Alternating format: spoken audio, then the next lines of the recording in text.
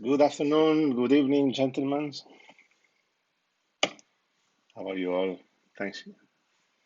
Thank you very much for your time, and hope this 1 hour or 1 hour and a half will be uh, good.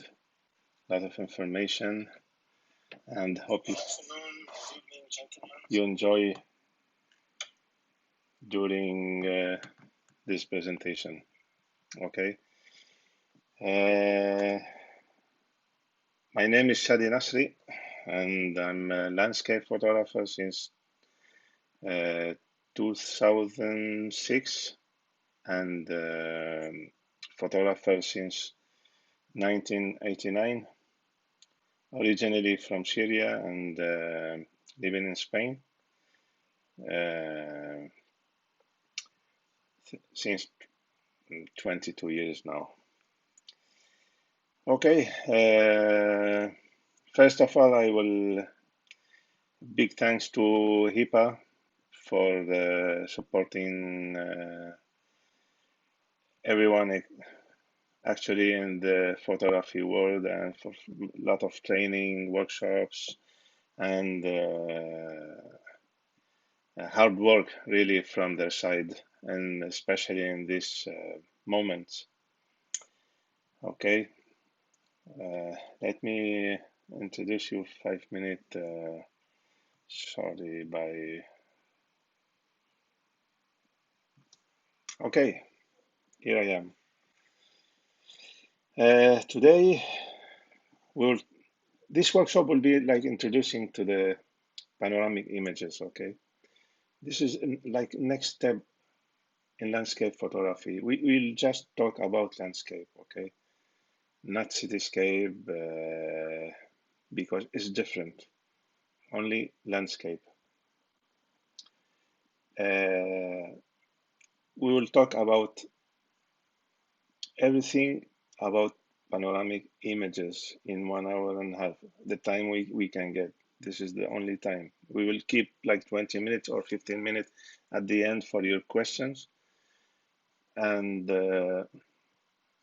we will try to cover big part of this workshop. Actually, I'm planning to be part two because if I give you everything now, about panoramic images will be very hard for you because it's a huge material and including exposure blending panoramic images, including focus stacking panoramic images. There is a lot of techniques we can introduce. Also, nighttime panoramic images. So this is huge stuff, huge for you. So that's why I plan to be today only for introducing to the panoramic, everything about the like entry level, okay, and the pro level will be a next workshop. I hope to be very soon, maybe next month or something like that. Okay, so let's start. I will keep my YouTube open, and please, if you have any question, just write it. At the end of the session, around 6:10, something like that, we will start with your questions. Okay. So let's start, gentlemen.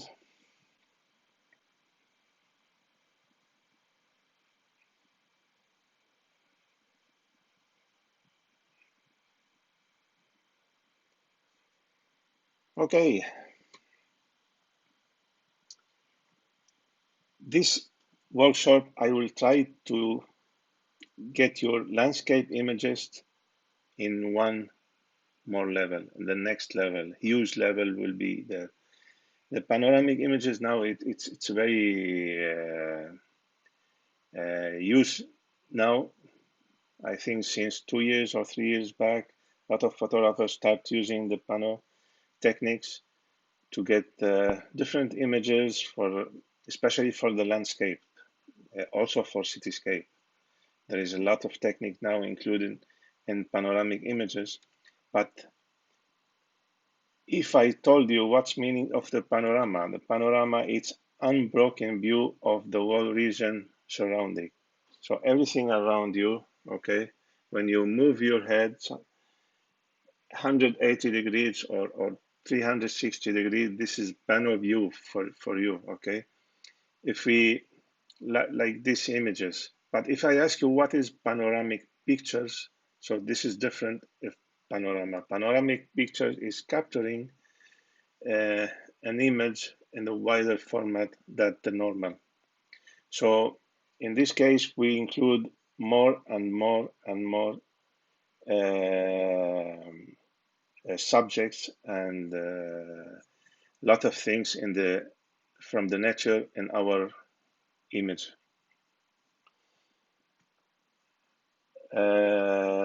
The panoramic image is the result of also the stitching multiple pictures to get the single image. So maybe we'll make 4 pictures, 3 pictures, more than 1 pictures, it's pano, okay? So sometimes we take 2 pictures because we need a special format for our pictures. We will talk about the ratio, aspect ratio after.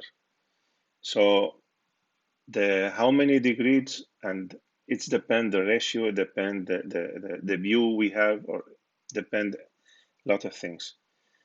So the result of stitching the multiple picture, okay, so we get the panoramic image, and it's cover a huge field, you know. It's up to 360 degrees in horizontally and 180 degrees in vertically. And of course, by using a software that automatically we can merge all the pictures. So this is the panoramic photos. That's mean panoramic photo. This is what meaning panoramic photos. And the panoramic images actually it's the biggest challenge ever for landscape photographer. It's a most difficult actually. If we talk about landscape, the most difficult I think it's the pano images. Also on the focus stacking, panoramic images is more difficult.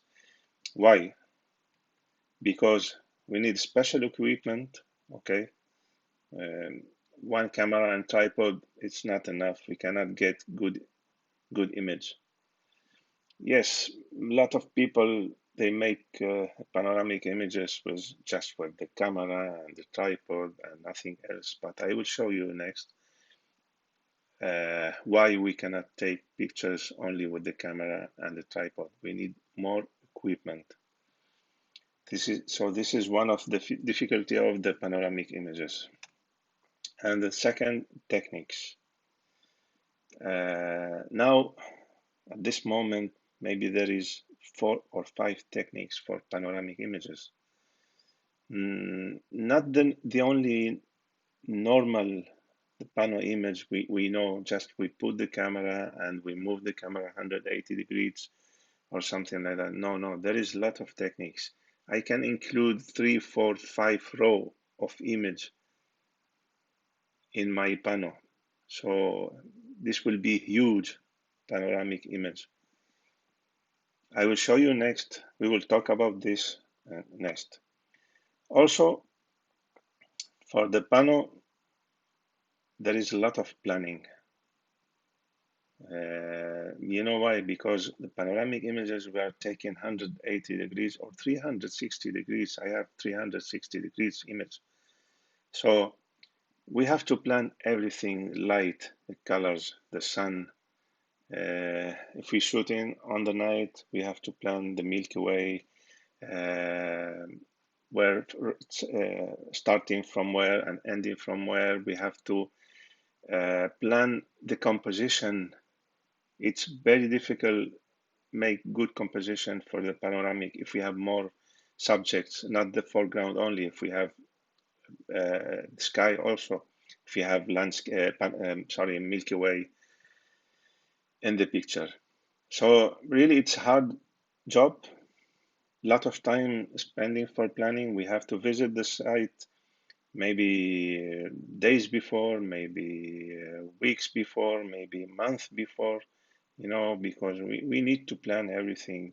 Imagine in July, we have the Milky Way, it's starting very horizontally, very vertical. So it's very difficult to get a panoramic image for the Milky Way and the foreground in the same image. In this case, we have to make only one image for the sky, and maybe we need to make two images for the foreground, two rows, sorry, images for the foreground. We will talk about this later. Okay, if we talk about the pano genres, first we have landscape, and we have nightscape. We have cityscape and real estate. That's mean, and we have drone photography. This is the four main genres of the landscape. The relation between the panoramic pictures and the landscape photography, it's really amazing because we can include many parts in the scene as possible in the picture. And we have, in this case, beautiful nature and beautiful view in the nature of the nature. Okay. Also, by increasing the angle of view, we allow the viewers to see more parts of the landscape. Okay. Whether it's vertical and or horizontal panorama. So there is always a question in between the photographers. So why we cannot use wide angle lens? In this case, we have huge view field in the pictures because now we have a lot of super wide angle lenses like 12-24. We have 11-24 of Canon. We have 14-24. We are not talking about this 180 degrees lenses. I don't remember the name. I never use it. That's why I don't remember the name. So we are talking about wide angle lenses, super wide. The question is always why we are not using a super wide angle lens in this case, we don't need to use panoramic images because we have a huge field also. First, there is many reasons that we should shoot panoramic images, okay, rather than a single wide angle photo. First, the wide angle lens, maybe it's not wide enough to get all the sun in the single shot, because let's see 14 millimeter lens, it's in full frame sensor, it's 130 degrees. In 130 degrees, maybe there is you need more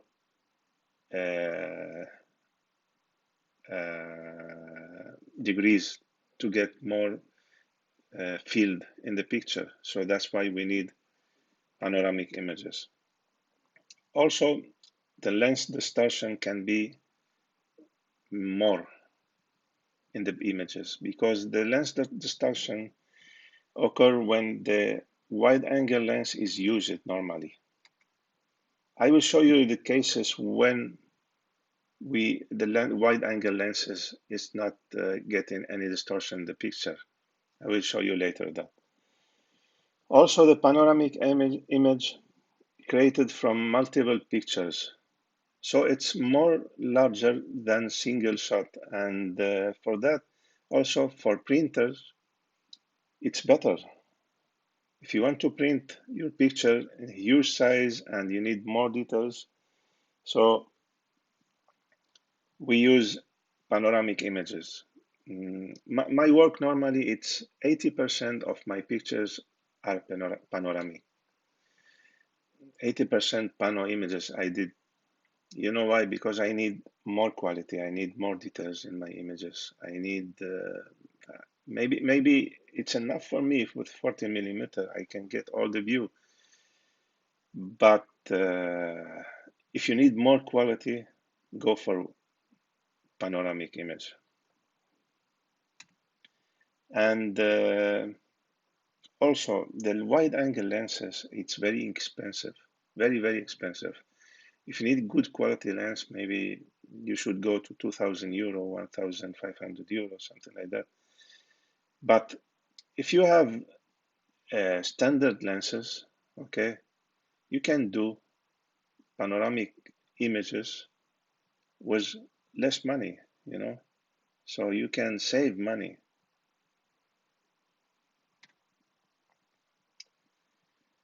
So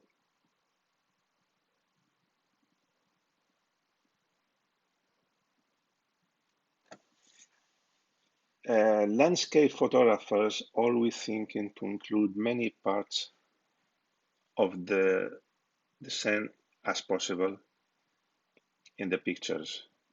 Okay, so this is the relationship between, and number two, we said by increasing the angle we can allow to get more elements in the pictures, whether it's vertical or horizontal.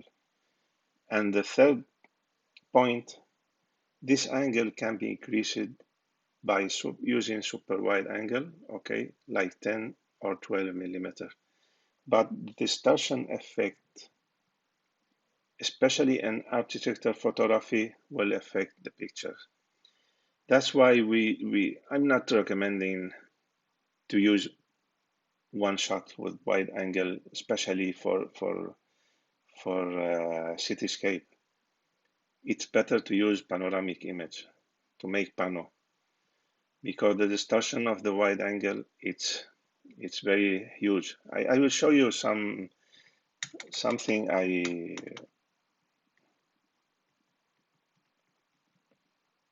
here. We will go later there.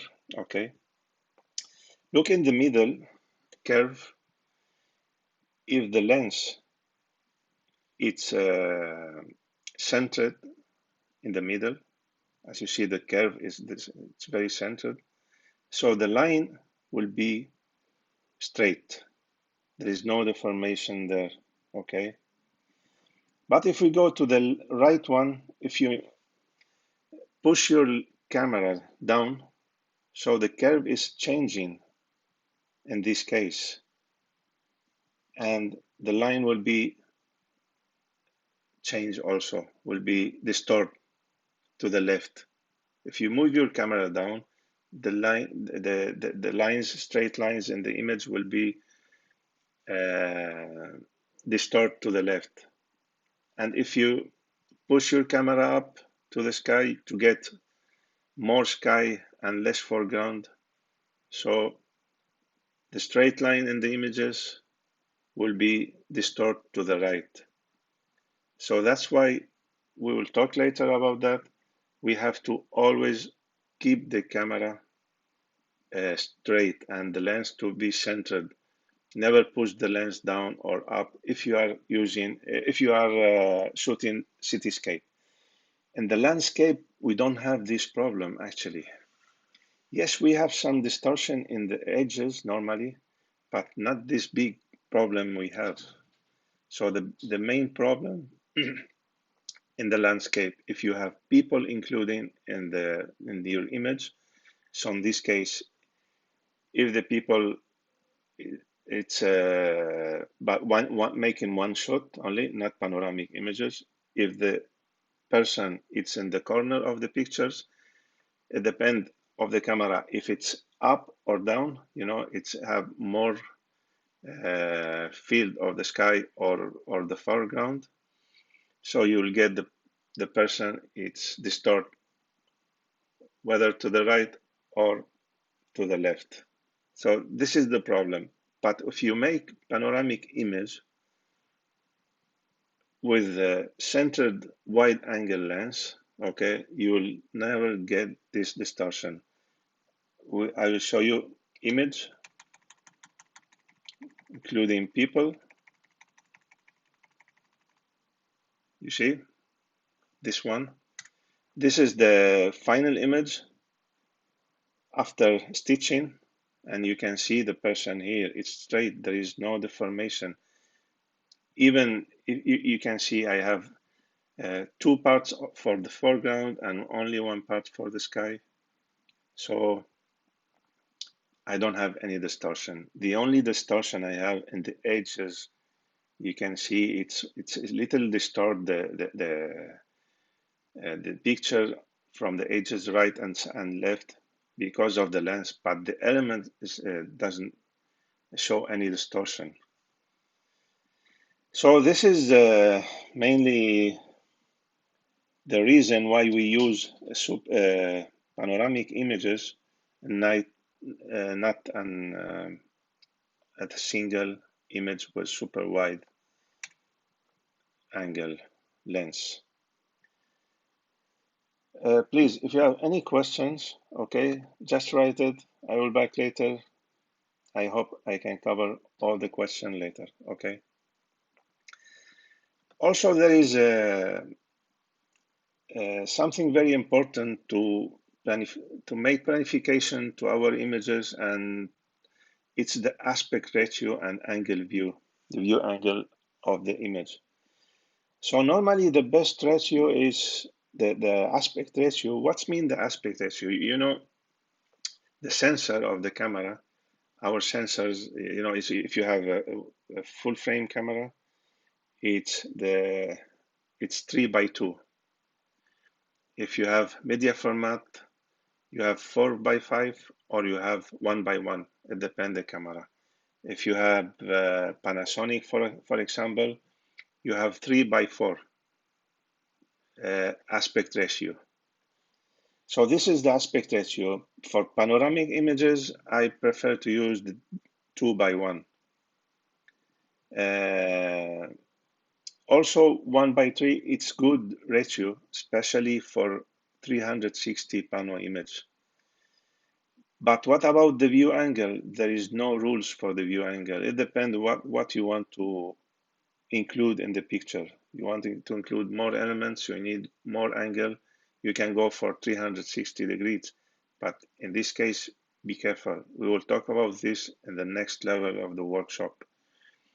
If you make just one row 360 degrees, you will get large images, very, very large image.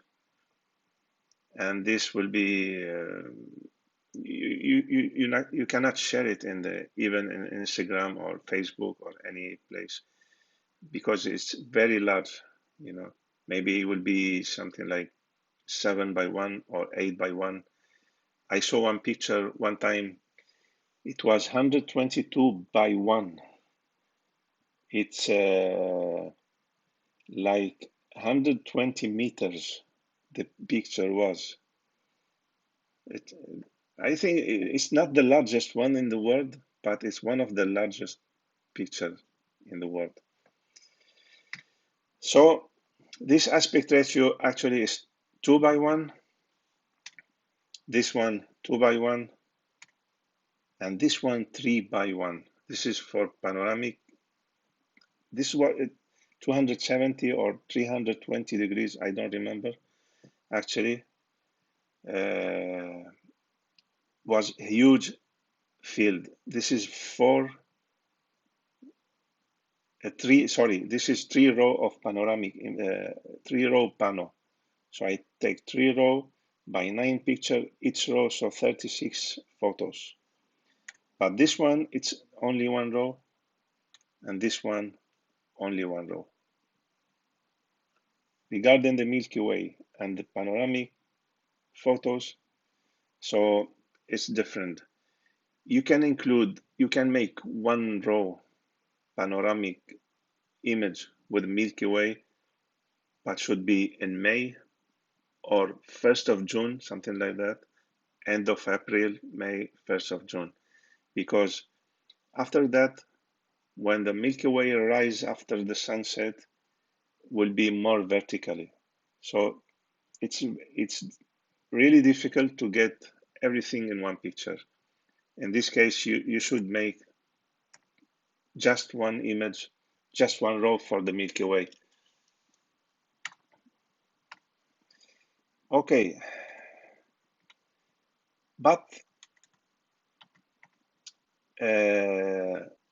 also the 4:3 and 3:2, it's common aspect ratio, especially for drone photography and for vertical panoramic, so for vertorama, okay? For drone photography, 4:3 and 3:2, it's common now because we are making, I think something like, my picture is 24 pictures from up. I have 42 pictures pano image with 4 row, 9 pictures per rows. I have 36. I have another pictures, 42 image for only one pano image. This one 36 images, 4 row, 9 picture per row. So it's really difficult to get it. And something you have to know, if you look to this image, the street here down, you can see the street like curve, but normally, and actually the street is straight.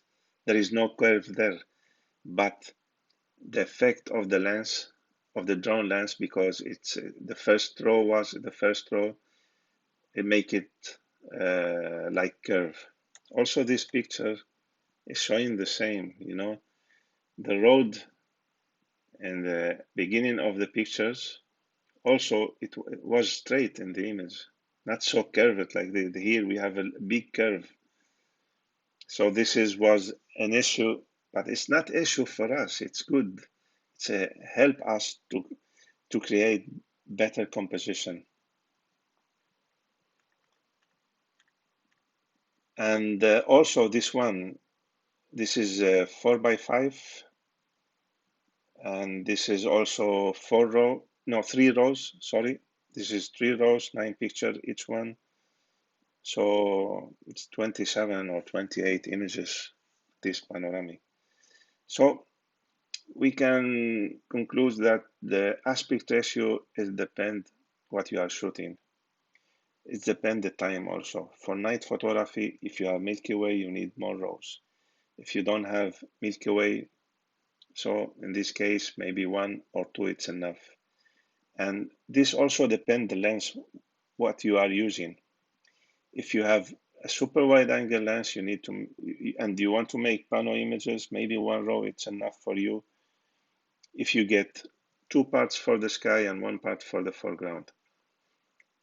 But if you are using like 50 millimeter lens or like 200 millimeter lens, so you need more rows, you need more pictures to include everything in the picture. Sorry. This one was 20 millimeter lens for the drone. This one 20 millimeter. This one droning. This one 40 millimeter. This 40 millimeter. But in the end of June, no, sorry, end of May, this picture was taken. And I will show you more pictures after. What about vertical panorama? Vertical panorama, the common, we talk, it's 3:2 and 4:5. The picture on the left, is 3 by 2, okay, because I did only 3 pictures in this one. 3 pictures. The camera I will switch, and sorry, just 1 second.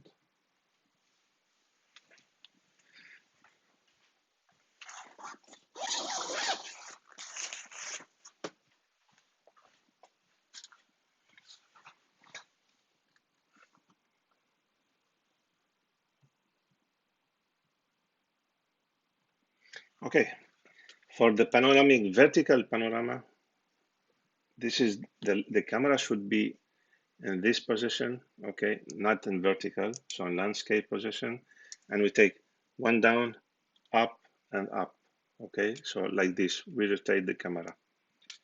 You can rotate, you can do it by handheld if you have the speed, it's enough for you, you know, if your hand is not shaking and you have enough speed to get it handheld. And better, always better to use a tripod. So take your picture like this. We back again, sorry.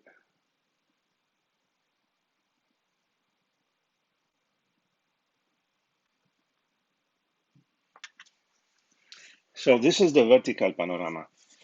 This picture on the left, it's 3 pictures, okay? On the right, it's 4 or 5, I don't remember. I think it's, when you have more pictures, so you have,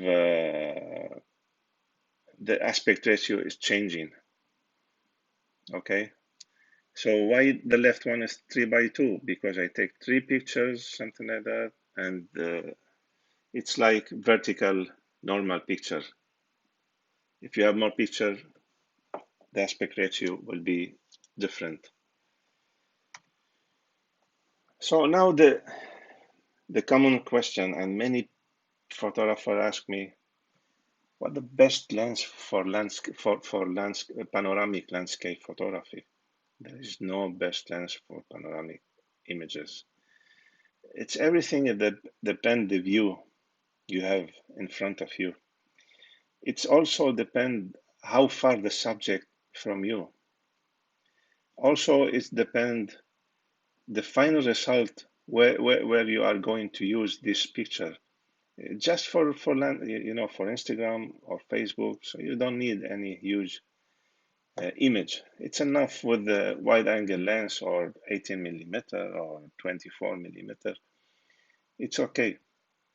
But if these pictures you are going to print it and a huge print, so in this case you need to use maybe mid zoom lens, like 50 millimeter, like 70 millimeter, or even like 200 millimeter.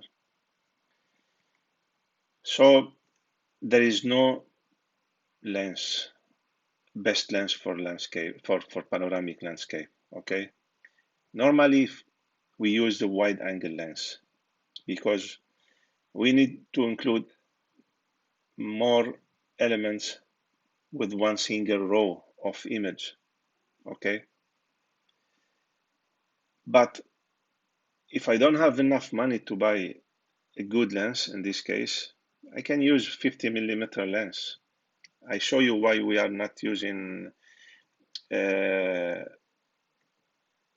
distortion problem in the wide angle lenses. But this is only in the cityscape or when you have elements in front of you very nearly by you. So, but landscape photography, really, we don't have any distortion because we don't have any straight element. Even you have a tree.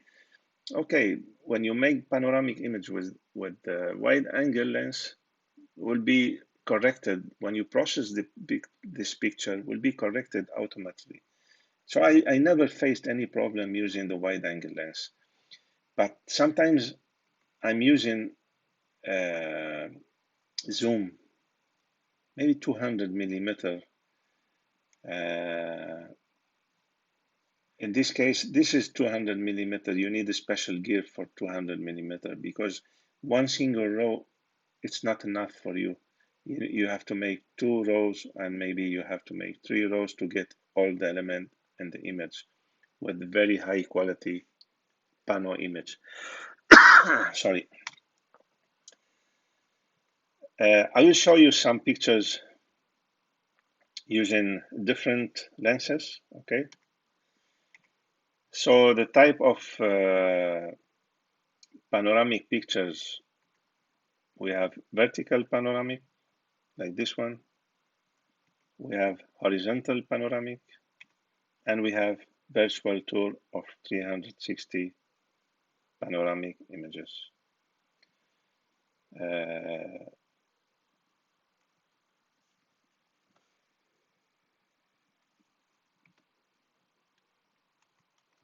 Let's go back for some pictures, okay? This one, I shoot this image with 200 millimeter lens. It was around 21 image.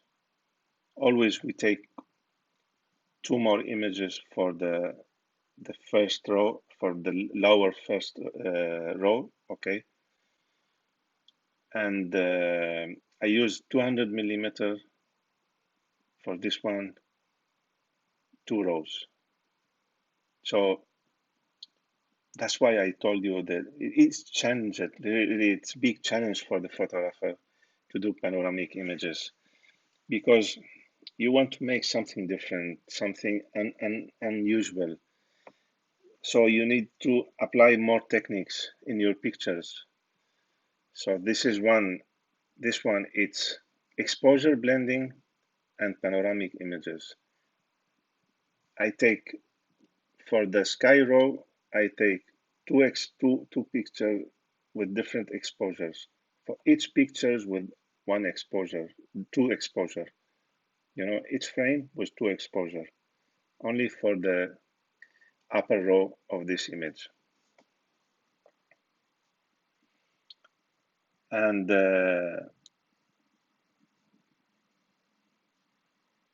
let me back. This one also, I use 200 millimeter to take this lens, to take this image. This is 4 panoramic vertical, 4 images, okay, using 200 millimeter lens, because the subject is was far away from me, you know. If this 200 millimeter lens, imagine how far it is from me. This is glacier. I take 1 row for the glacier. I take the second. It's not row. It's one first image for the glacier.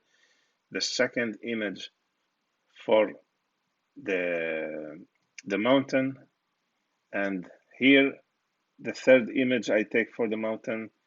I take with the 15 milli. For the sky, I take 15 f-stop filter. The exposure time was 15 minutes, exactly 15 or 16 minutes using filter. For the first image, I didn't use filter. For the second image, I didn't use any filter. For the third one, yes, I take 2 images, one without filter and one with filter, because if the light changing during the 15 minutes of the exposure time, so I don't need any change in the light of the mountain. So that's why I take 2 images, one without filter and one with filter. All this we will talk later, and the second part of the workshop, hope will be soon, okay, as I told you before. This one I use 40 millimeter lens and focus stacking in this image, okay? So here I apply another technique with the panoramic image. It's the focus stacking. So this is also huge, maybe 25, something like that, images. But it's only 1 row, you know. But each frame, there is focus stacking for each frame. That's why it's challenged. I told you before. It's really difficult and challenging for each photographer to get something unusual. So that's why I keep this workshop small. I don't need to give you huge information. I don't want any complication during this lesson, because it's too much information. Now you have the video will be saved to the YouTube, so you will keep showing this video anytime you can go back and to any information. The virtual tour of Pano, this is 360 degrees. Normally they use it in the real estate, inside the home or studio, or even for tourism agency, okay, to show you all the city, everything. I will try to show you something I have. Let me know. Let me check if I can. Just 1 minute.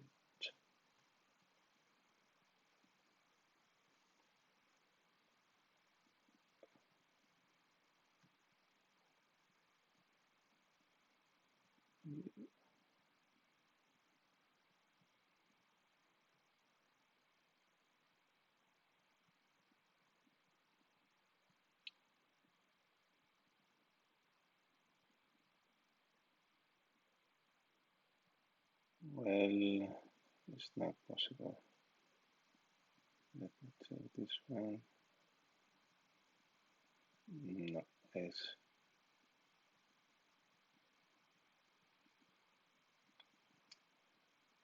I'm not so expired guy with this program, which I'm using now. I cannot share my desktop, or not the desktop, it's Safari. So, okay, no problem. We back again. But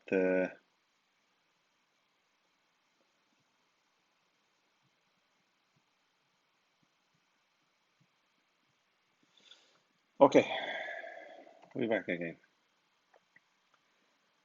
We have some merging or stitching errors in our photos when we take pano images. So these errors, it's not difficult to solve it, these problems, but you have to learn the error we have. First error we have there is actually we have two main problems. I will show you a video later. I do it this morning. I did this morning for the gears, for these two errors, okay, and also for the how we take the image. So the first problem we have in the pano images is the straightening of the horizon. This is really huge problem for the landscape photographers, because okay, you take you put your tripod, you make your camera straight, the horizon straight, everything, and when you start turning the camera, you have to turn the camera, take other pictures. So start the horizon start changing, and when you stitch everything, you merge everything. You can see in these pictures the first line and or the foreground is not straight. Even the horizontal, it's not straight in this image.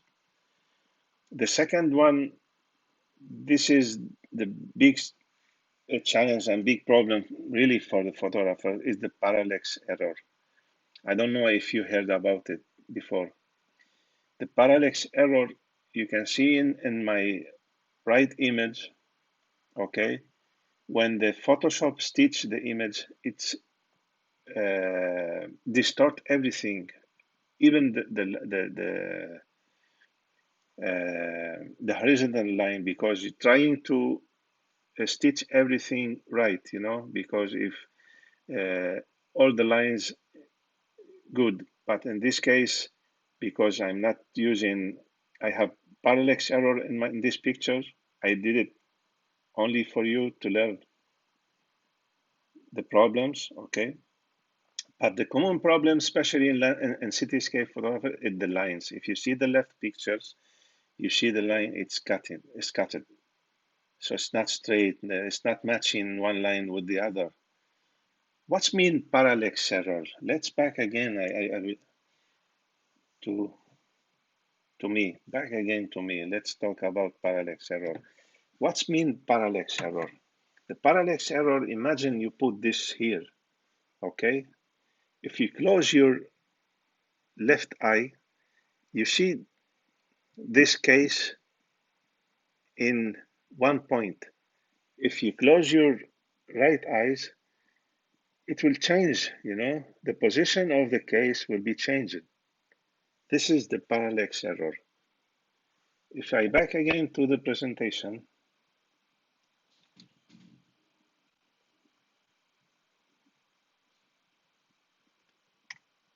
the parallax error is the error that arises due to the rotation of the camera.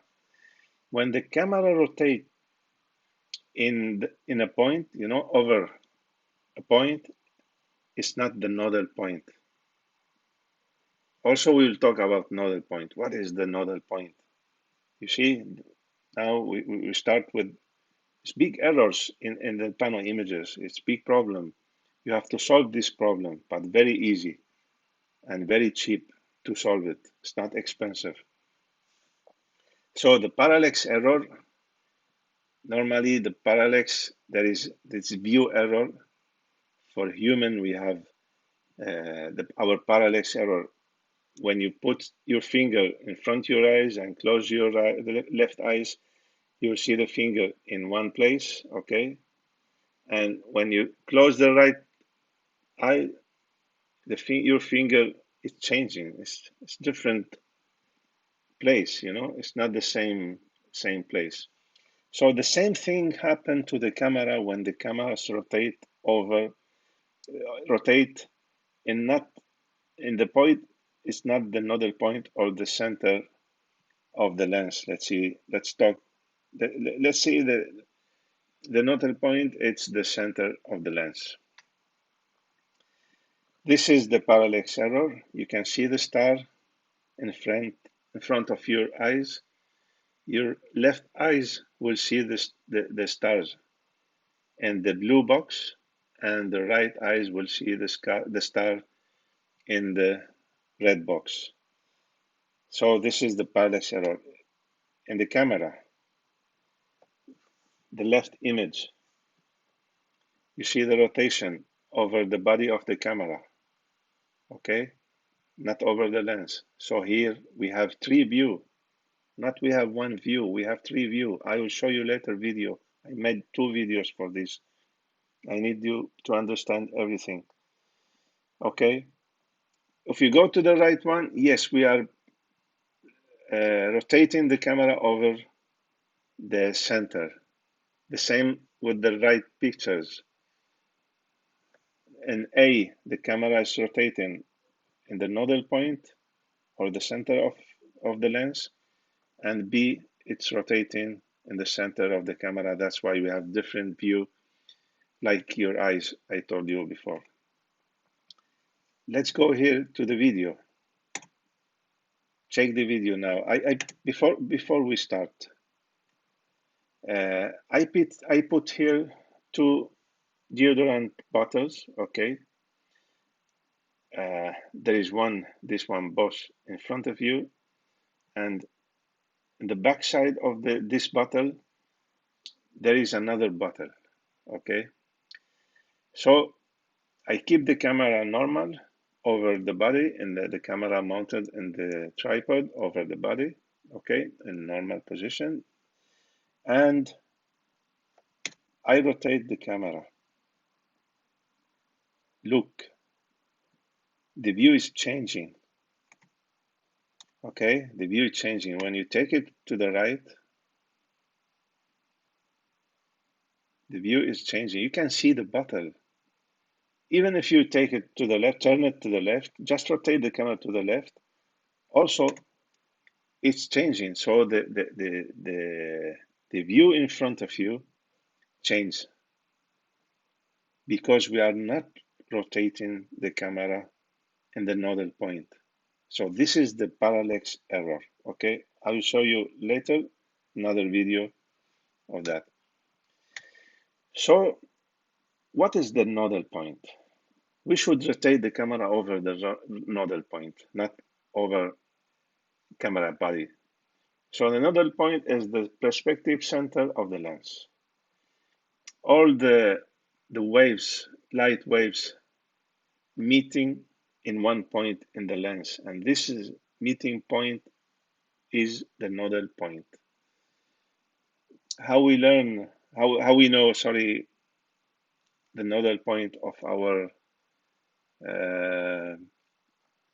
lenses? There is no rules for that. You have to try. How we try that? We back again here to this video. The normal position, I rotate the camera to the right and the left, and you can see the distortion. After that, I make the rotation center in the nodal point. I will show you after in the video how we calculate that. And now I rotate the camera to the left and to the right, and you cannot see the other bottle there. So this is the nodal point where we have to put the camera to rotate. Okay, we'll go back again to the nodal point. So all the waves of the lights is meeting in one point in the lens. So this is the nodal point in the lens. And this is what we need actually for the panoramic images. We need weather shield camera. The gears should we have. Why weather shield camera? Today was when I was shooting the video, it was raining a little bit, just a little bit, okay?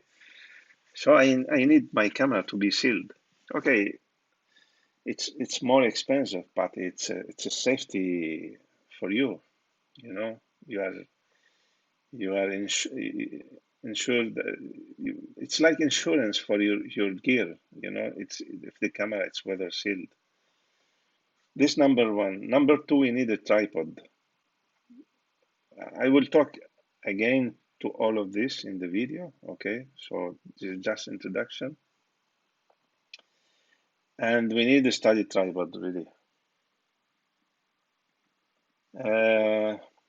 We have we need lenses. As we talked about before, there is no the best lens for panoramic images. There is no best lens.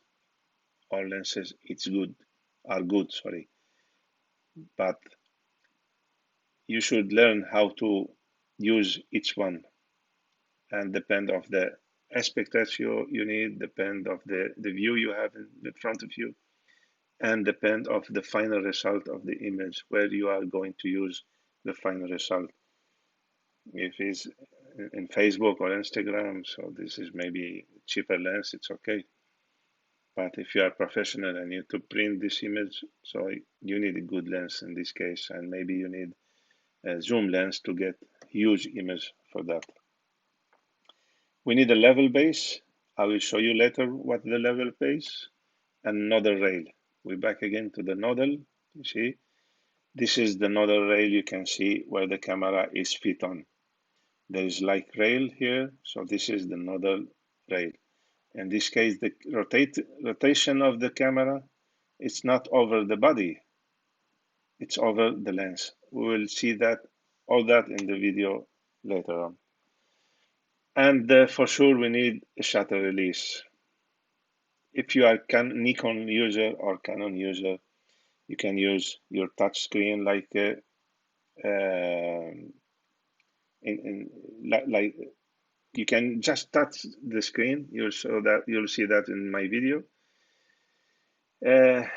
Nikon especially, not because I'm supported by Nikon or something like that. I'm in Nikon school, but really Nikon the best camera for landscape at all. There is some feature in the screen. When you touch the screen, there is delay time for your touch, you know. Okay, when you touch the screen, the camera will start taking the pictures, but not in the same moment. There is a delay time for touching, like 0.3 second or 0.5 second. You can adjust this time. So in my case, I don't need to use any shutter release or cable release or remote control in my case, because I'm really supported by good camera. But if you have Sony, this is big problem really.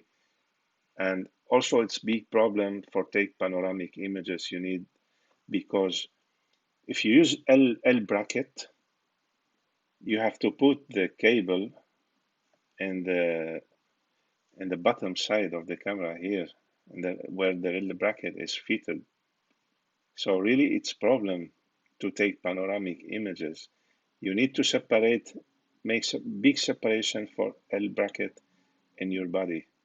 So in this case, I don't recommend to use shutter release, okay, for Sony, for Canon, or even for other cameras. You have the shutter release jack in the left side of the camera. So this is really problem for us when we take pictures. That's why we cannot use any shutter release cable in this position. But unfortunately, I have a touch screen. I can take the picture with a touch with the delay time. If you don't have that, you can just put normal delay time. So you put 2 seconds or 5 seconds, and then the camera take pictures. Okay, now the setup, how we take image. Now we learn about what is panorama, what is the panoramic images, the genres of panoramic images, okay, lenses we should use, the aspect ratio. We learn about the problem, the parallax, and the strainer of the horizontal. So we learn all about this. Now we have everything ready. We have the nodal rail. We have the level base. Our camera is fitted on the tripod, rotated in the nodal point. So first of all, we fix the camera in vertical position. Better to be the lens centered, okay? If you are shooting in cityscape and landscape, you don't have this problem. Level the tripod head if you have pano head, or level the base, leveling base of the tripod. Adjust the nodal point. How we adjust the nodal point, I will show you later. Focus, take the focus and switch it to normal. And then we put the camera in manual mode. We adjust the exposure, ISO, aperture, everything. And then we start taking pictures, moving the head 15 to 20 degrees between each images. We move it, if you see these pictures, let's see these pictures of 5 images. If we take the first image to the left, and then the second, the third, the fourth, okay? The separation between one and the first and second, we cannot take one image and then we move to the end of the first image, we take the second image, and then we move the camera to the edge of the second image. We start here, the third image. No. We should get half of the first picture. You see, this picture in between the two yellow lines, okay, this is the first image, and the second image should be at least 50% of the first image inside the second image, okay? The view 50% in each, the first photo in the second photo. Because in this way, if you use Photoshop or any stitching program, it will be very, very easy to stitch all the pictures, because there is a lot of details of the first picture in the second image. So in this case, it's very easy to get all and very easy for stitching. And the third, as you see, I take half of the second pictures, the fourth, the fifth, and this last picture. So this is how we move the camera on the tripod, 15 to 20 degrees, something like that. It's enough. You can see this image, the first frame on the left side, okay. In the second frame, I have more than half of the first frame. You can see I have more than half. And the third frame, the same. I have more than half. And fourth frame, fifth frame, and the last frame finally. So when you stitch all the pictures, all the images together, it will be very easy for the software to get correct image. And this, as I showed you before, this was the final result of all these images together, stitched together. I don't have any deformation. I have only there is deformation. It's always, even if you with wide angle, you can see the line in the foreground. It's a little bit distort in the edges. Only we have this problem in the edges, but this is really, it's not a problem. You can correct it directly when you stitch it in the software. This will be in the second part of the workshop. Okay. So this was the final result after editing and everything. The image is ready. It's no need, just increase little bit the sharpness, little bit the contrast and the colors. It was ready. Nothing need. In this image, I use filters. Okay, the guy here in the image, I kept here steady around 30 seconds. Was each frame was 30 seconds, so I keep it ready for 30 seconds. So let's go for the video. Okay, it's 15 minutes, something like that, the video. And after that, we'll start with your question.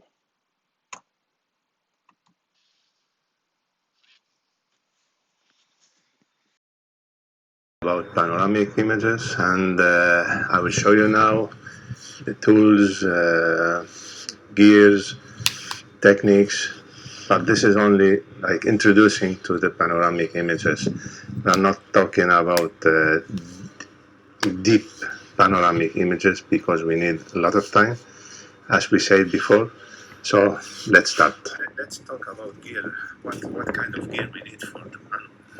And we need to avoid any deformation in the foreground and the main subject or something like that to get right panel image. So let's start with the gears. First of all, we need a steady tripod. It's very important to avoid any shaking during the period we are taking images. So this is a good one, okay? I'm not saying to get the expensive one, but at least to get a good tripod. After that, we need a camera. I'm Nikon user, as everyone knows, and it's important to get full frame camera or crop camera. At least full frame camera, you have better quality, and the high megapixel is also better details you will get in the camera. But if we don't have enough money to buy a high megapixel camera, so it's okay with 24 or something like that. We can use medium zoom lenses for the shooting, and then we get nice images and with better quality. This is one of the most important things we need, okay, for the pano images. It's a level base. So using this, we can level our tripod. You can see this is moving. We just unscrew this one, okay, so it's free. So we can now adjust our level base. See, okay, and should not be accurate 100%. Okay, this is only for the first. I'm sorry, I'm using just one hand. This is only for the, for the foreground. Okay, so using this one will be level, and there is no deformation in the foreground. We will take some pictures using this one and without, and you will see the difference between. After that, we need a ball head. I always recommend the ball head, not three-way axis ball head. Sorry. So this is better for landscape images because you have you can move it quickly, so you don't lose enough time, too much time. And we need also, if you don't have this one, okay, the level base, so we can use this piece. This is the pano. This is pano head, okay. Why we call it pano head? Because we can move this piece only if we unlock this one. So we can now move only the top of the head. So by leveling the top of the head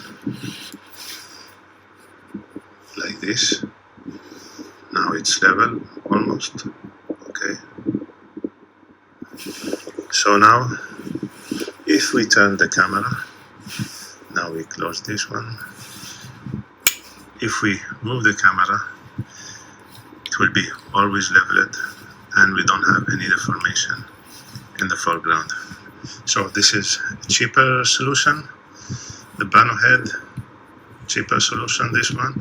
You can only buy this piece and adjust it in your head, okay, or there is a pano head in the market, so you can choose anyone. This one only, it's very cheaper, not this brand. This brand is expensive, but this one you can get it maybe $20-25 in AliExpress or Amazon, okay. So this is good solution if you don't want to use the level base. Look, now you can see we will unscrew this, okay. We'll unscrew this one and we turn the camera from the pano head and nothing is moved. You see the horizon line, it's green all the time. So this is a good solution and cheaper one for pano images. Also, if we tie this one and we adjust our head, I'm using just one hand, sorry, I'll take a little time for that. Just 1 second. Okay, now I have the level base leveled, as you can see, and now we should level the camera because we leveling the camera.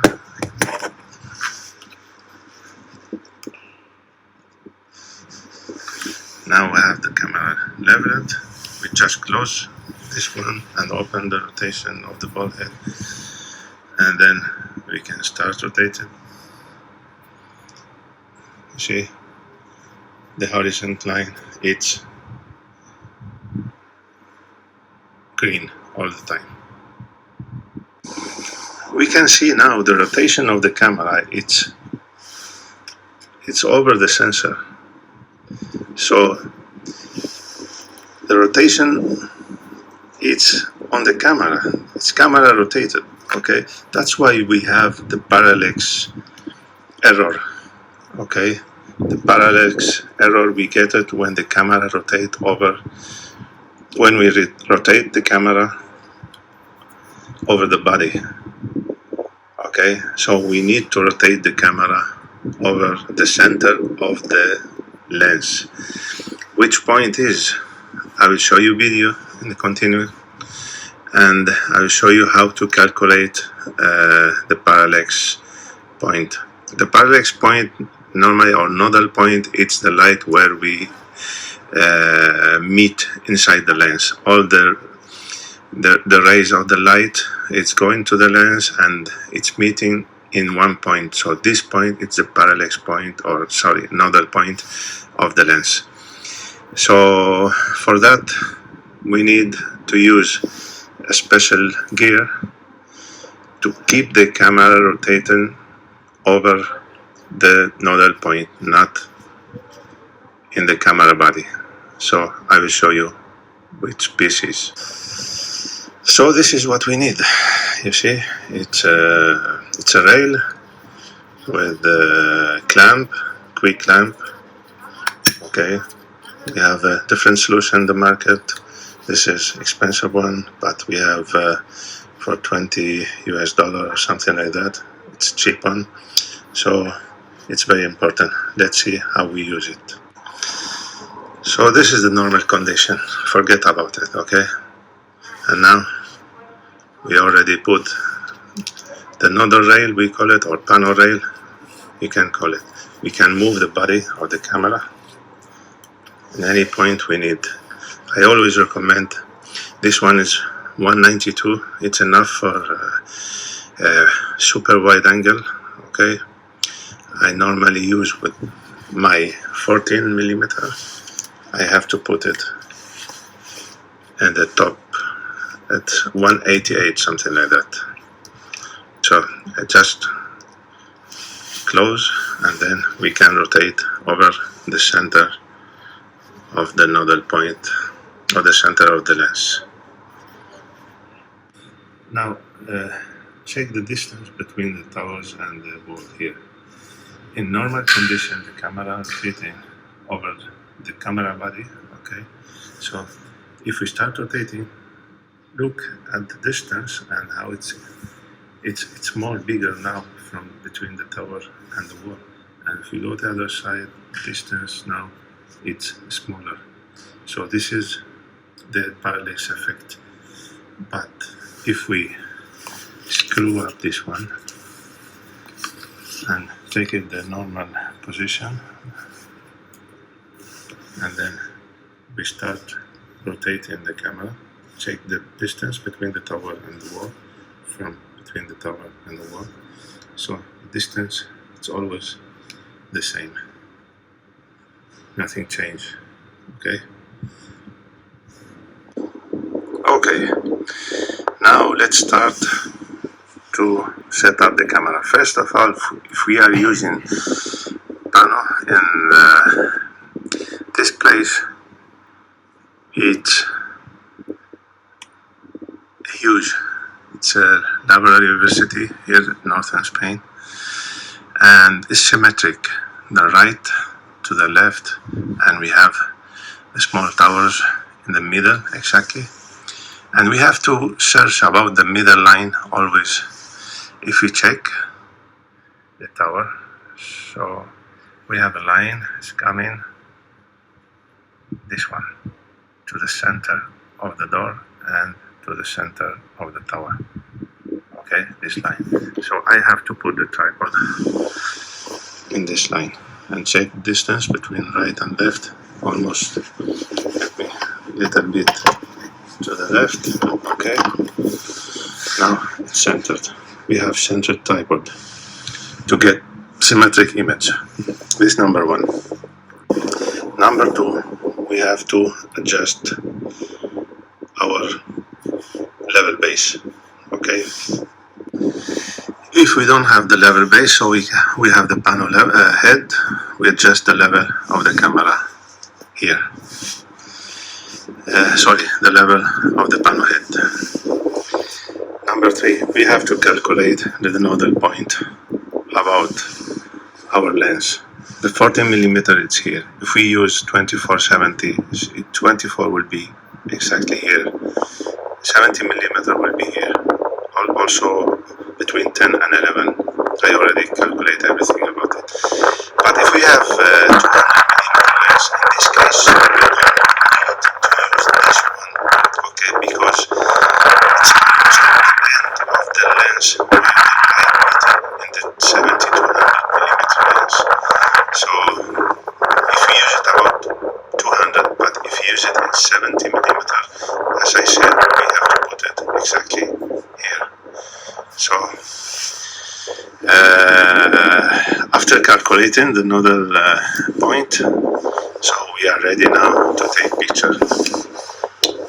If we go, it's better always to use the leveling, camera leveling. Okay, and we start the images. It's very important to use the histogram also. We need to know our light here. You can see it's overexposed, so we have now it's okay. As you see, it's cloudy and it's close. There's no details in the cloud, so you can use some filter or you can use double exposure. So this will be in the next level of Pano workshop. Okay, so in this case we keep our histogram like this. Okay, let me see. In this case we don't have overexposure, we have highlight, we have midtones, but nothing else. And we start taking images. We come back again to the leveling, and then we can start. You have to adjust from where to start. Let's start from here and finish here. So it's 180 degrees. Okay, so we start here exactly, and then we take a picture. Okay, then we go, I always go like 15 degrees in between. If we was here, okay, 30, I'm going, let's see, it's 20 degrees. Okay, check here, and then other picture, and then other picture, then other. As you see, still in the framing, we have at least the middle of the before frame.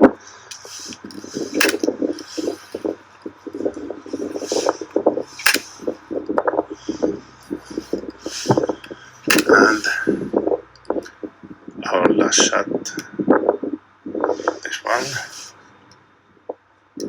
exactly, then we start. Okay, so this is how we shoot the panel. We will process this one. Okay, I will back to the video I show you before of this one to understand the parallax error and the nodal point, to learn how to adjust your nodal point. You have to make, this is the best way to make it. Okay, just put 2 bottles. Okay, and then rotate the camera. If when you rotate the camera, you can see the other bottle in the back side, so you have to put your camera little back, and then when you put it in the right place. Okay, so now I push the camera to the nodal point to rotate over the nodal point, and then there is no parallax effect in the image.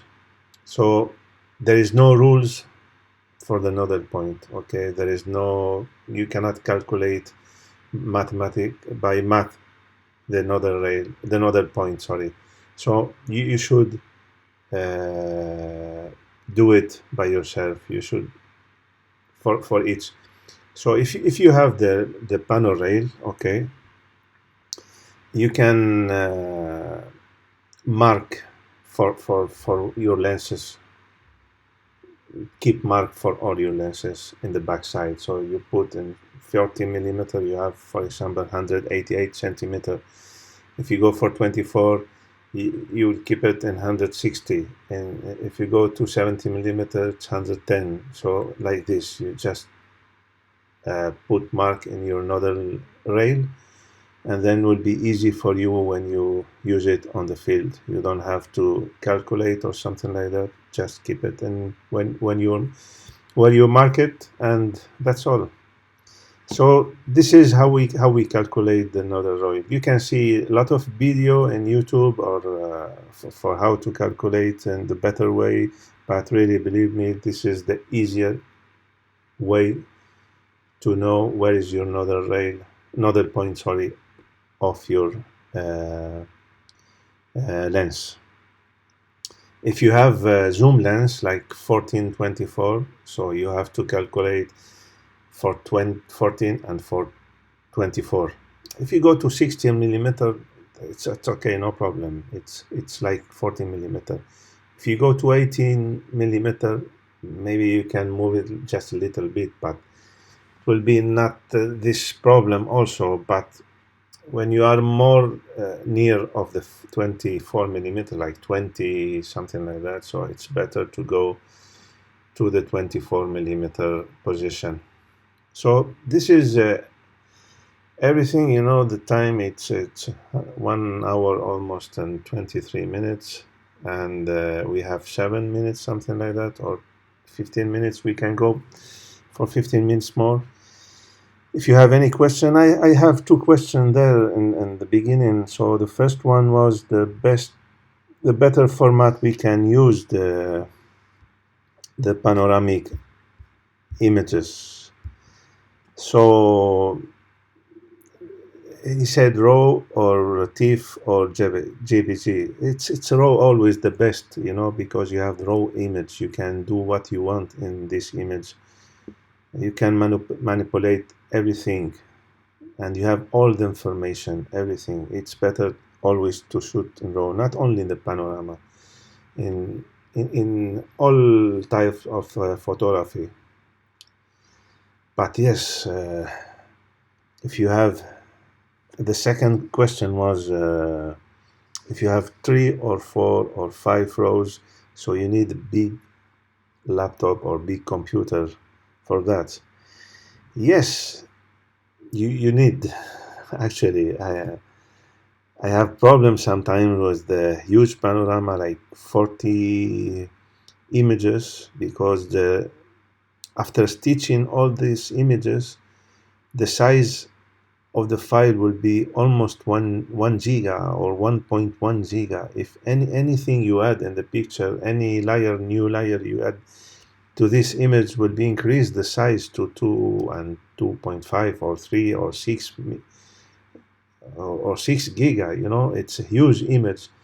That the Photoshop only allow us to save images less than 2 giga. More than 2 giga is not possible to save it, so you have to compress it. When you make these pictures, when you stitch the image, if you have 2 row or 3 row or 4 row, you will see the pictures will be huge, like something 18,000 pixel for the larger side of the image, and something like 6 or 7,000 for the smaller side of the image. So I recommend you always to reduce the size of the image, so you can go for 8,000 by 5,000 or 6,000. So you can adjust your image after that. You can add more layer as you want, and you never get any problem. So after stitching, just resize the image, save the stitched one separately, okay, keep it in one file, and then resize this image, and you can work with this image as you want. Okay, let's go for another question. Better way to collect our panorama photo in one photo. Okay, really there is a lot of stitching program. I use normally Photoshop, okay, for single row, for two row, or for three row, maybe you'll get problem. The best software is PTGui, but it's very expensive. It's 2,300 euro. It costs the software, you know. That's why I'm still using Photoshop and Lightroom. It's free. I don't want to spend too much money. Okay, it's useful. Okay, it's useful, but at this moment, I never feel any necessary to buy this software and spending 300 euro. You know, with 300 euro, I can buy a small device or small lens for astrophotography or for anything. You can buy something for your equipment. Okay. Second question: which L angle bracket is the best rational cost? Okay, if you go to Amazon or AliExpress, just put L bracket for your camera. You will see a lot of L bracket, and the price is very, very cheap. For my camera, for this, I let me sorry here for my camera. Okay, this L bracket for my camera. Okay, you can see this is the L bracket. This one here, this piece. I spend only 25 US dollar. Okay, not more. For Amazon, it's cheapest. Why I have to spend more money? It's enough. That's why I told you here we have to put the shutter release. We have to put it here. So you have to separate this piece more if you want to use it. And this one, you have screws here. You can unscrew this screw, okay, and you can push this one little more to the right, and you have more space in between, so you can put and shutter release or remote control. Okay, another question from Omair. So for wide angle zoom, do we have to find the nodal point for each stand? No, I just already spoke about this. We don't need, just keep it for the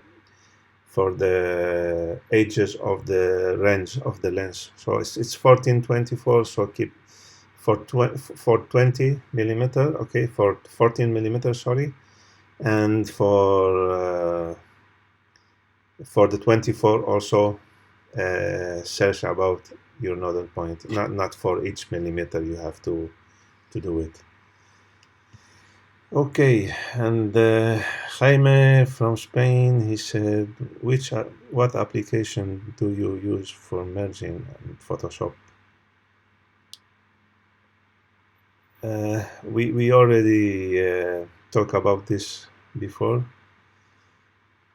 The output, we keep it always like PNG. I think the output is coming from Photoshop. It's PNG, so it's good format for that. Even you can keep it in TIFF, but PNG it's good. It's like RAW. Finally.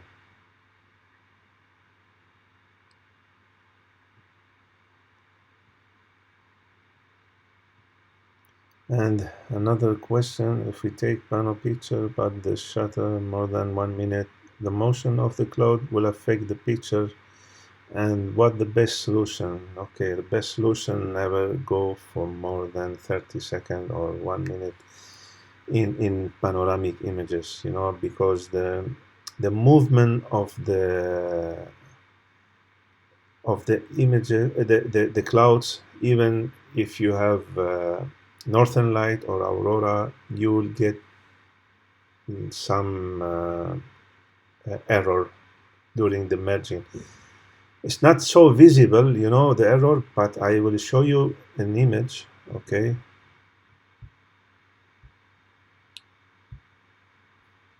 let's back here to the beginning. Look this image. There is error. This one, the aurora was moving so fast. It was a huge kipi. Here we have 6 kipi of aurora, and it was moving so fast. That's why I don't know if you are uh, how to, because you are not seeing my mouse where I write the level 1. If you go down a little bit to the edge of the ice mountain, okay, just a little bit up, it's like your finger, half of your finger, you'll see a small dark line.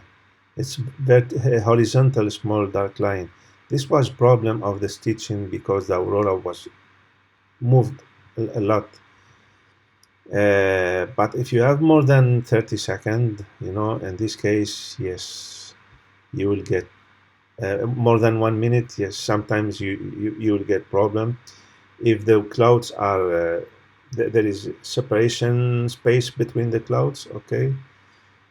If not, if there is no separation, so it's a flat sky, sorry, with it's covered 100% of clouds. In this case, you don't have any problem, because if you put it 1 minute or 10 minutes, you get white sky, so there is no problem. But more than 30 seconds or 1 minute, I don't recommend your panel. Okay. Okay, so now Michael said,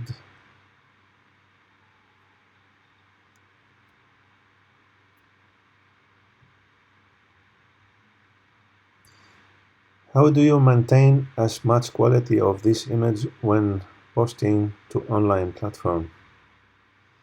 So after that, really, I put it in. If you go, I can share with you now. Here, I can share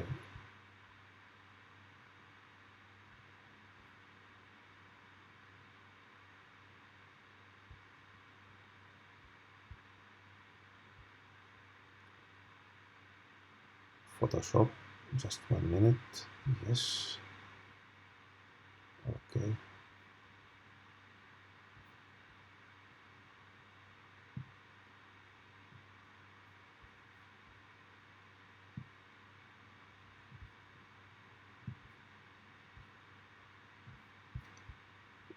Just, I'm learning how to. I never used this program before. That's why I need. I think something like that. Yes. I'm sorry, guys. Just 1 second. I will show you the best way to save your images after. In older workshop with HIPAA, I said we talk about colors. GBG and S. JPEG and sRGB, RGB and sRGB. We always, our monitors, our computers, mobile phones, everything, we are using sRGB, all using sRGB. Just a quick things, when we have this image, just 1 minute, please, and we will close. If you have this image, we have to. Okay, if I open this one, it's just 1 minute, please, dear Muhammad, because they are sending just timeout. I know, please, 1 minute. We have to save the image in sRGB, not like RGB. So you go to Photoshop, you go to File, and I'm sorry, the image is a little bit huge.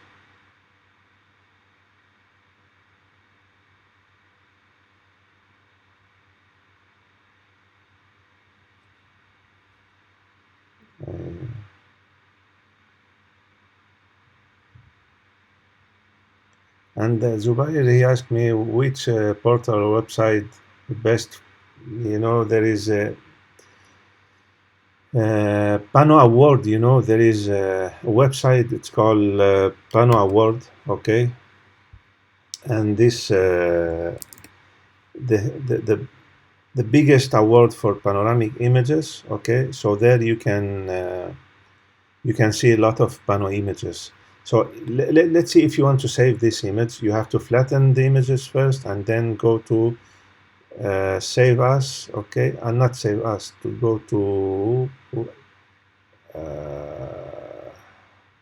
sorry, export, and then save for web. When you go to save to web, okay,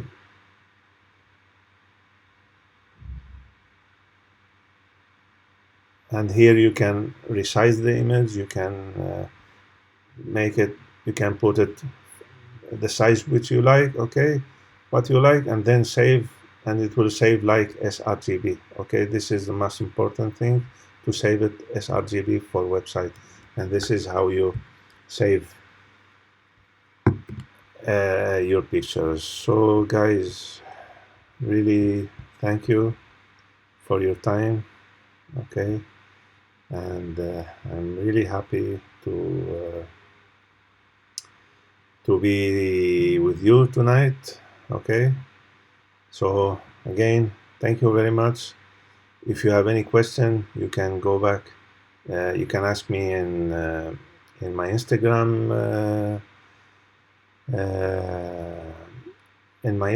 or Facebook, and no problem. Thanks again.